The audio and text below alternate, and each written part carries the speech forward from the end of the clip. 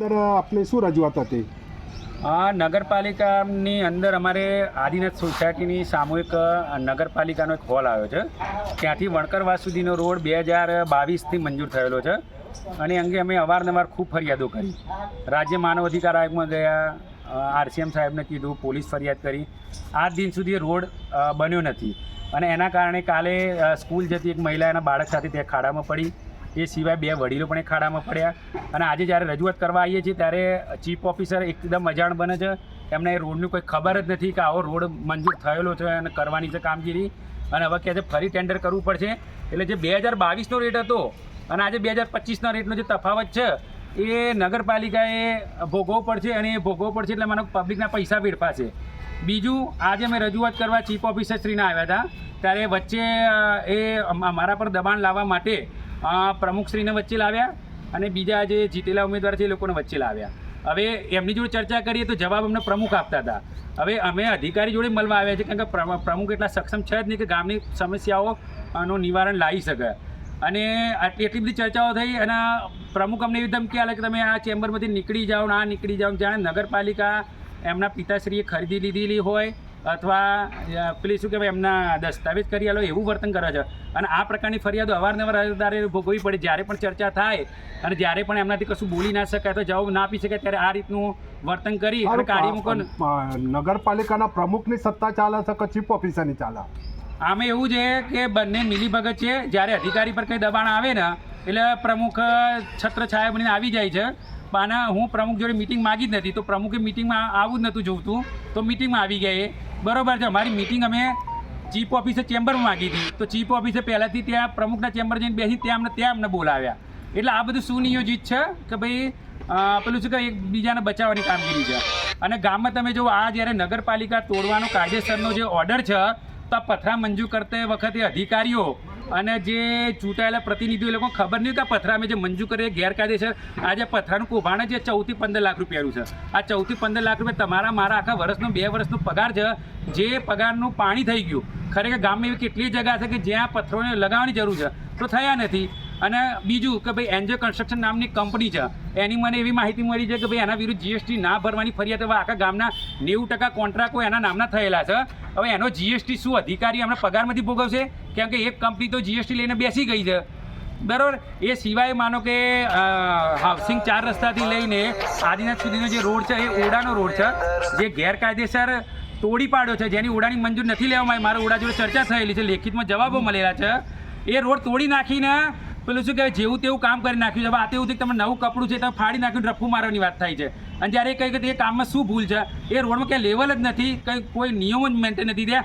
અને એક એન્જિનિયરને એટલું ખબર ના પડે કે ડામર અને સિમેન્ટનું મિશ્રણ થઈ જ ના શકે.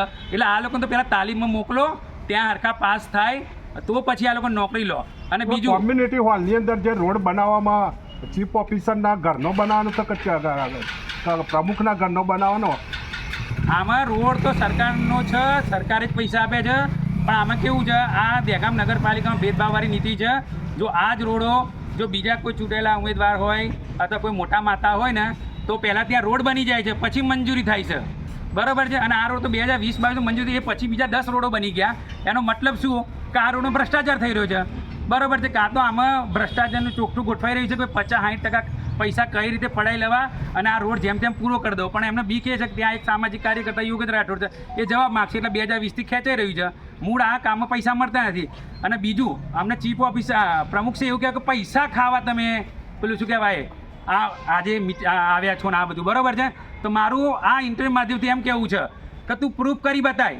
1 રૂપિયો લીધો હોય ને તો હું આખા ગામમાં મુંડન કરીને ફરીશ અને ના લીધો હોય તો તમે ફરો. બરાબર છે. તમારા એટલી તેવડ હોવી જોઈએ કે કોઈના પર કોઈ આરોપ નાખો છો ને અને અહીં નહીં આખા ગુજરાતમાં તમે 50 જગ્યાએ જાઓ, 100 જગ્યાએ જાઓ, તમે પૂછી જુઓ કે ભાઈ યોગેન્દ્ર 1 રૂપિયો લીધો છે. અને એ નહીં ચલો ત્રાહિત વ્યક્તિ કેમ તોય માન લેવા તૈયાર છું કે 1 રૂપિયો લીધો હોય. બરાબર છે. એટલે આ છે ને દબાવવા માટે પહેલાં કે તમે ખોટા હોબાળા ઊભા કરો છો આ તે. અને ત્રીજું વસ્તુ એ કે પેલા છોકરો જે મરી ગયો છે એની અમે રજૂઆત કરી કે સ્ટ્રીટ લાઇટો જે તે સમયે બંધ હતી તો એ બંધ હતી એવું કહે છે મેડમ. અમે કહ્યું ચાલુ ને અમે પુરાવા લઈએ તો જવાબ ના આપી શકે ને કે અમે 5 લાખ રૂપિયા તો આપ્યા છે. તારા મેં એવું કીધું કે આવો જ અકસ્માત તમારા પરિવારજનો નડશે ને તારે 10 લાખ રૂપિયા વળતર મળશે, તમે સંતોષ થશો? એટલે જે અધિકારી છે ને ઊભા થઈ ગયા. કેમ કે ભાઈ સાચું વસ્તુ જે લાગી આવ્યું ખબર પડી કે આ વસ્તુ આ જ.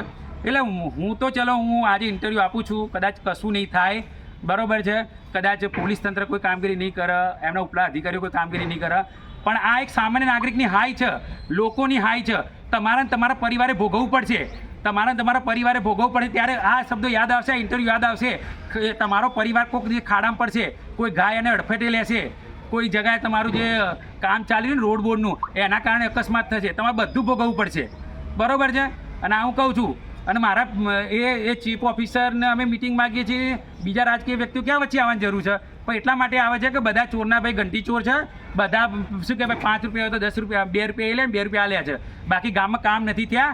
આવો તમે સ્થળ પર પુરાવા હું કરું, ભ્રષ્ટાચાર પ્રૂફ ના થાય ને તો તમને 5 લાખ રૂપિયા હું ઇનામ આપું, બરાબર. તમે તમારું ગમે તે કામ બતાવો કે નથી થયા. આ આખો 14 લાખના પથરા તમે નાખી નાખો, 14-15 લાખના, આખી નગરપાલિકા જ ગેરકાયદેસર છે, તોડી નાખવાનું છે, તો તેવા તમે 14 લાખ રૂપિયા નાખતા વિચાર ના કે ગેરકાયદેસર છે. આજે કોઈ દુકાનનું આટલું શટર થોડું બહાર હોય ને તો પણ એ તમે તોડી નાખો છો, તો આ તમને ખબર ના પડી કે આ મંજૂર કરીએ છીએ અમે. આપનું નામ શું? યોગેન્દ્ર રાઠોડ મારું નામ છે, અને અવારનવાર હું ઘણી બધી ફરિયાદો કરું છું, પણ નગરપાલિકા ક્યારેય કોઈ કામગીરી કરતી નથી. ગામમાં સ્વચ્છતા નથી, બરોબર છે, ગામમાં કોઈ કામગીરી, બધા રોડો પેલા તૂટેલા છે.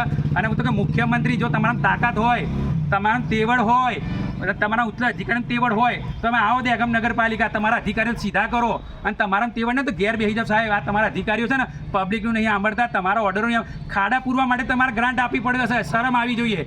જે રોડ મંજૂર થઈ જાય, બની ગયા છે, એના ખાડા પૂરવાના, એટલે તમે જ ભ્રષ્ટાચારને પ્રોત્સાહન આલો છો, તમે જ સક્ષમ નથી. તમે સક્ષમ હોય ને તો આટલી મિટિંગો, આટલા આવેદનો આવે જ નહીં. તમારા અરજીઓ તમારા ડિપાર્ટમેન્ટ ચેક કરો, 100 અરજીઓ પડી છે આ લોકો વિરુદ્ધ.